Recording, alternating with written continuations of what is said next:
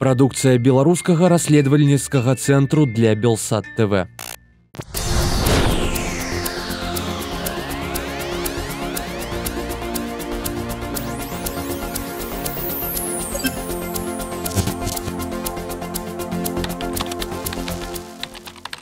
Засакрэчванне эканамічнай статыстыкі пачынае праяўляцца ў невытлумачальных рэчах, якія раптоўна з'яўляюцца як на валютным рынку, так і ў дадзеных, напрыклад, па бюджэце. Што гэта за дзівосы, як яны могуць тлумачыцца і як яны будуць адбівацца на нашых з вамі гаманцах. В эфіры перадача «Экономика с Чалом». З вами уласна Сергей Чалы. Станислав Ивашкевич. Витаем. Добрый день. Это же, разлито в воздухе. Такой портмоне, который выполняет все функции и одновременно и прячет, что в нем находится. Мы не позволяли себе со времен, по-моему, лихих 90-х такого. Это не замещение рынка, это разрушение рынка. Вот поведение властей, знаешь, напоминает известный анекдот, когда легче новых детей нарожать, чем старых отмыть. Итак, на початку традиционно новины с полев, валютный рынок. Что там отбывается? Но начал бы я, на самом деле, не совсем с валютного рынка, а начал бы с понимания динамики реального сектора. И вот буквально недавно было заявление первого зама Минпрома Юрия Чеботаря, где он говорит, что да, у нас все прекрасно, прошлые результаты отличные, промышленность не работает на склад. Но, а потом он говорит, у нас есть, вы знаете, есть такой специальный опрос руководителей промпредприятий, который проводит для правительства НИИ Минэкономики. Ведомственная, структура. И он говорит о том, что там, промышленный оптимизм в зеленой зоне, менеджмент позитивно видит ближайшие перспективы с точки зрения спроса и выпуска. И так далее. А самое интересное, что буквально вот-вот только что вышел обычно проводимый ежемесячно экспресс-обзор Нацбанка, уже не ведомственный правительственный, а именно нацбанковский. Экономической конъюнктуры, где он ровно эти же самые вопросы и задает. Как оценивают будущие перспективы спроса продукции и, соответственно, динамики производства руководителей предприятий. И там потом еще по отраслям есть разбивка. Так вот, последние месяцы как раз интересны тем, что из сильно позитивных значений оба эти параметра, и динамика будущего спроса, и динамика будущего выпуска, ожидание его изменений, уходят в отрицательное значение. Кіраўнікі промысловости думают, что начнется все неўзабаве горше. Не совсем так. Что такое отрицательное значение? Это означает, что людей, отвечающих, что они ожидают ухудшений, становится больше, чем людей, ожидающих улучшений. И это упершыню за некий час? Это да, за долгий срок. То бок, урад, конкретно Минэкономики, кажет, что мы опытали, и все кажут, что будет выдатно, да. А Нацбанк опубликовал по тех же самых пытаниях, кажет, не, и кто из них має рацию?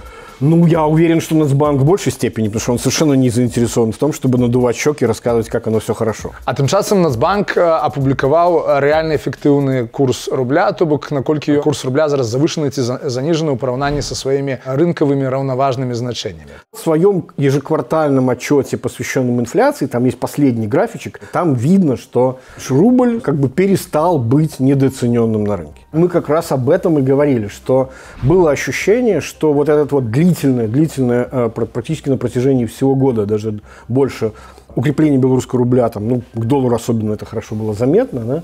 Где-то должно было подойти к концу. Не факт, что это точно это дно, но фундаментальные основания для этого уже имеются. Але тым не менш, насельніцтва ж усё яшчэ прадае валюту, што добра для рубля. Доўгі час яны все скупали валюту, а зараз все яшчэ продаюць. Да, но смотри, четвертый месяц подряд население больше продает валюту, чем покупает. Это и происходит с июля. Больше того, это было слом очень длинного тренда. То есть это с ноября 2019 года чистая продажа впервые образовалась. В принципе, объяснением, почему так происходит, я слышал довольно много. Наиболее популярный, который там часто можно читать, это, мол, не хватает, не хватает денег, это нужно балансировать рублевые расходы и доходы, залазят вот эти самые заначки валютные. Я, честно говоря, никогда не был большим сторонником и в предыдущие годы вот этой теории, что люди делают заначки, либо компенсируют выпадающие доходы. Я почти всегда пытался в поведении населения видеть какие-то спекулятивные больше какие-то вещи.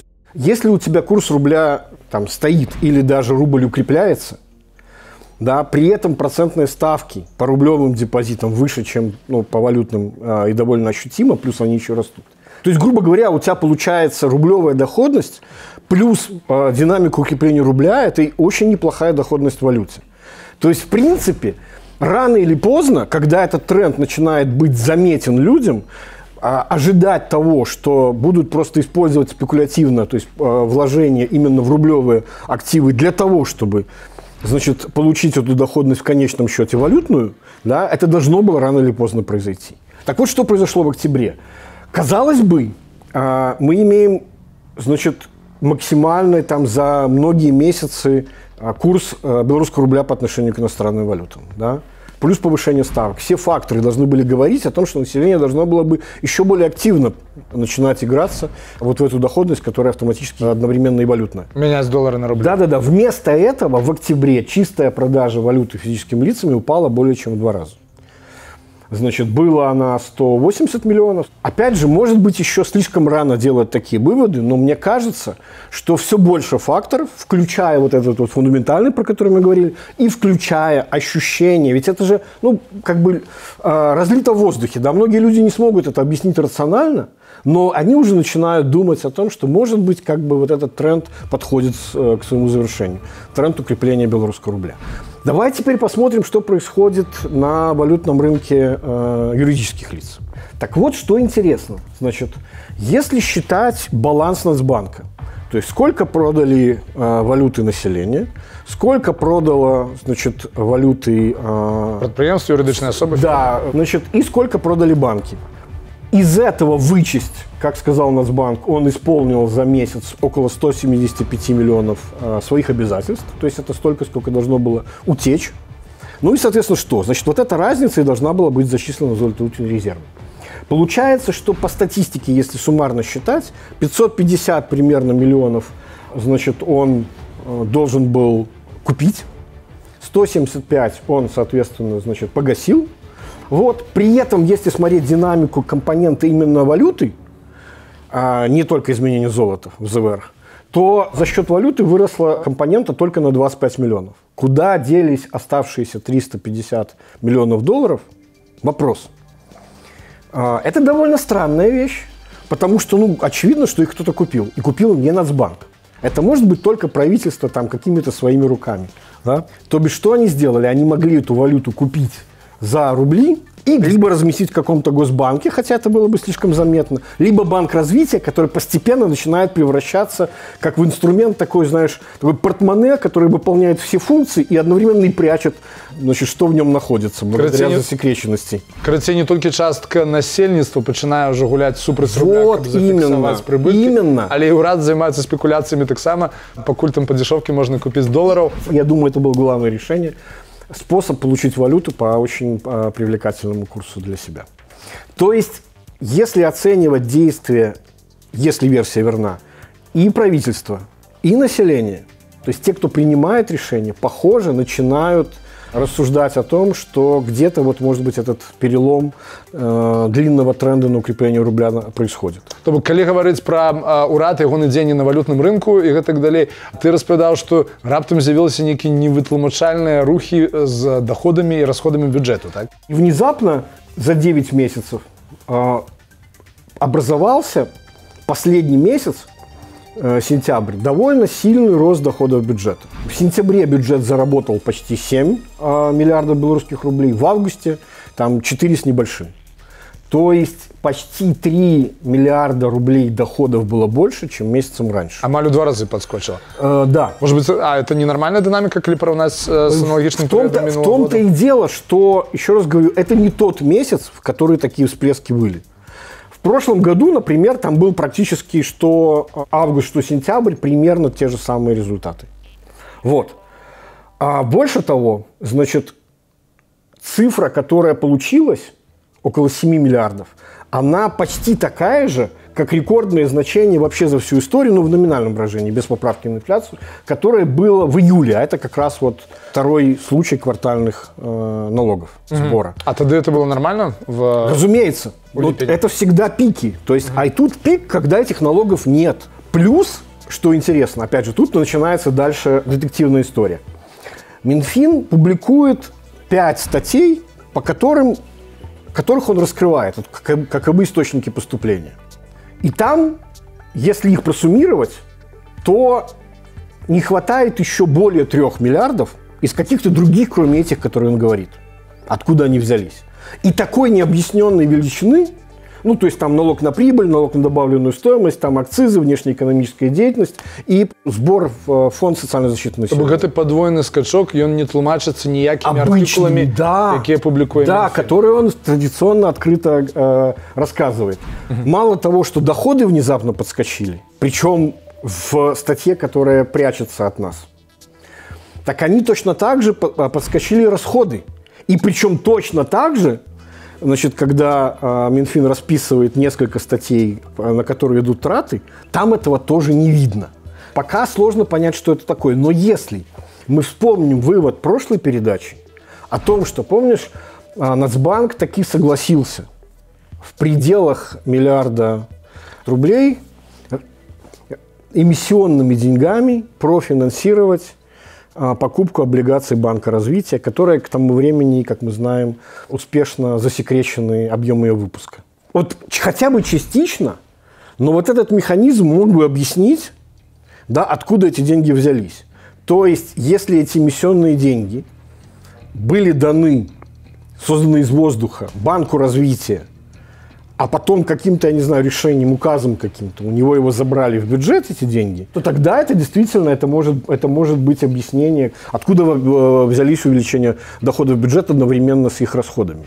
Если это правда, то, что произошло, то это означает, что Нацбанк фактически напрямую с одним посредником, который маскирует этот смысл, профинансировал расходы и доходы бюджета эмиссионными деньгами. Ну, слушай, у нас такого не было. Мы не позволяли себе со времен, там, по-моему, лихих 90-х такого. Вот чем интересен этот кейс, на самом деле? Знаешь, как это, благими намерениями дорога в ад вымощена. И поначалу кажется, что это очень безобидная вещь. То есть мы сделаем то же самое, только поправим то, что у нас пока не работает. В итоге почти всегда это приводит к тому, как я говорил, экономика – это же наука о стимулах. Вы создаете искаженные стимулы. То есть идея была, давайте мы, раз это не получается у коммерческих банков, давайте Нацбанк поможет. Давайте профинансирует что? Кредитование экономики нашей на какие-то полезные проекты. Вместо этого мы видим, ну что называется, что пришло, то и ушло. И в конечном счете нетто-результатом этого стало, ну, то есть потенциально это не замещение рынка, это разрушение рынка. То есть возврат к практике финансирования бюджета прямыми из воздуха созданными деньгами. Второе еще, помнишь, мы рассказывали по поводу стимулов, я бы еще одну вещь хотел сказать. Помнишь, мы говорили о том, что внезапно и резко, это тоже один из фокусов, который требует объяснения, внезапно и резко в статистике по состоянию банковской системы за август резко выросли величина необслуживаемых долгов. То есть там скачок был там, примерно почти на треть, на четверть. То есть довольно серьезный рост. При том, что нібито і прибытки у підприємства, там і виручка росте. Абсолютно верно, при хорошей ситуации. Кредиты чомусь не могут свертаться. И фокус в том, что это было только именно в один месяц. В следующий месяц, сентябрь, там уже было небольшое сокращение. Ну, то есть так, как это должно было происходить. В условиях благоприятной конъюнктуры должно было быть постепенное уменьшение этой величины. А почему август? Мы же помним, что в сентябре как раз правительство начало впервые хвастаться тем, что они придумало какие-то схемы, и вот мы уже там помогли кому-то, и вот там какие-то неназванные деньги, мы пока не скажем, сколько это, и не скажем, как это все работает. Так вот, мне кажется, что это прямой, но совершенно извращенный результат разработки вот таких вот схем. То есть представь себе, если становится понятно, что агентство развития расширят на всю экономику, и ему дадут мандат использовать какие-то там деньги, которые пока же не очень-то нужны, да? Но за счет этих денег оно сможет покупать у банков на себя вот эти самые плохие кредиты. То есть появился покупатель, который у вас способен взять вот эту всю вот... А банки такие, слухайте... А почему бы не решить, что у нас внезапно их стало больше? И почему не могут одновременно и предприятия решить? А вы знаете, мы что-то решили, что мы посмотрели, у нас как-то на самом деле у нас этих проблемных кредитов больше, чем мы думали. Вертаючись до того, куди уряд мог потратить это, як ми підозрюємо, надрукованные 3 миллиарда рублей. А куди? Ну, не то чтобы пока понятно куда, но мы уже говорили о том, что верным признаком того, что деньги где-то появились, появляется увеличение аппетитов, на самом деле. На какие-то гигантские проекты, там, давайте мы потратим. Так вот. И ты рассказал несколько минулых передач, что унюхали, что пахнет грошим. Абсолютно верно. И в этом смысле есть абсолютно вот такой самый идеальный проект. Да? То есть это проект, который тянется много-много лет, по которому не знают, как подступиться, но это такая лакмусовая бумажка. Вот не надо смотреть на все, достаточно смотреть на один. Про него всегда его начинают доставать и сдувать пыль с него, когда вот именно начинает пахнуть деньгами. А это именно так называемое строительство нового азотного комплекса. Напевно, поглядели, что теперь будем будовать новое. Модернизовать старое не будем. Вот поведение властей, знаешь, напоминает известный анекдот, когда легче новых детей нарожать, чем старых отмыть, да? То есть, как сказать, отношение к фамильному серебру такое, что лучше давайте построим новые заводы, чем, как сказать, попробуем решать проблемы старых. Так вот, самым таким, что называется, самым гигантским таким проектом, которым действительно уже очень давно не знают, как подобраться, потому что требуется много денег, это Гродно Азот. В разные времена от миллиарда до нескольких миллиардов были аппетиты на то, чтобы, значит, заняться вот строительством этого нового производства. Буквально недавно, в прошлом году, в феврале, значит, последний раз, когда про этот Гродно Азот про этот проект была информация, значит, предварительно определялись власти с подрядчиком на строительство этого нового комплекса. Там было несколько иностранных заявок. Значит, там были 3 китайские, среди которых СИТИК, который, значит, у нас и в БНБК задействован, и в модернизации Аршанского льняного комбината. То есть там были 3 китайские компании, там был, значит, 1 корейский Samsung и была итальянская фирма, значит, Химонт. Комиссия собралась и решила, значит, отклонив китайцев, отклонить и корейцев, как не соответствующие требованиям документации. Ну, то бишь, как бы по логике это должна была быть, значит, оставаться только итальянская компания. Потом информации никакой не было. И сейчас на встрече с вице-президентом вот этой компании CITIC Construction премьер Головченко говорит о том, что, значит, мы хотели бы, наконец, вот снова вернуться к финансированию, значит, пилотных проектов и дальше расширять их там и так далее. И вообще мы очень заинтересованы в его строительстве к 2025 году. То бишь вот возвращение интереса к этому проекту, да плюс еще с тем подрядчиком, за которым шлейф вот в основном именно освоение средств. А вы уже думаете, там, белорусская сторона, насколько окупаем этот проект будет, да, и плюс тот, который на самом деле еще и отклонен был в качестве предложений. Ну о чем это говорит? Мы снова возвращаемся в ситуацию, когда надо что-то придумать для того, чтобы деньги осваивать. Давайте срочно что-то строить. И мы будем строить это с тем, кто раньше нам вот такие вещи строил. Еще раз говорю, самая главная вот история последних месяцев заключается в том, что вот это вот фундаментальное недоверие о том, что рынок, значит, работает как-то неправильно, давайте мы его поправим, он приводит к тому, что вы всегда, на самом деле, получаете еще более искаженную структуру. Что экономики, что цен, что рынка труда, и вот эти вот совершенно какие-то... Ну, а зараз и курс рубля ще мовчимо. И именно так. И еще и вот ситуацию с, я говорю еще раз, возврата, ну, к совершенно варварским практикам, как сказать, деньгами, созданными из воздуха, финансировать напрямую расходы бюджета, просто замаскировав эту операцию Банком развития. Каб не пропустить новые выпуски передачи «Экономика с Чалом», подписывайтесь на телеканал Белсат в YouTube и социальных сетях и оставляйте свои комменты и вопросы под этим видео в фейсбучной группе «Экономика с Чалом». Мы там Сергей откаже альбо там, альбо у наступных відео наших передач на Ютубе. З вами был Сергей Чалы и Станислав Ивашкевич. До зустрічі. Всего доброго. Гэтая праграма была створана беларускім расследавальніцкім цэнтрам для Белсат ТВ.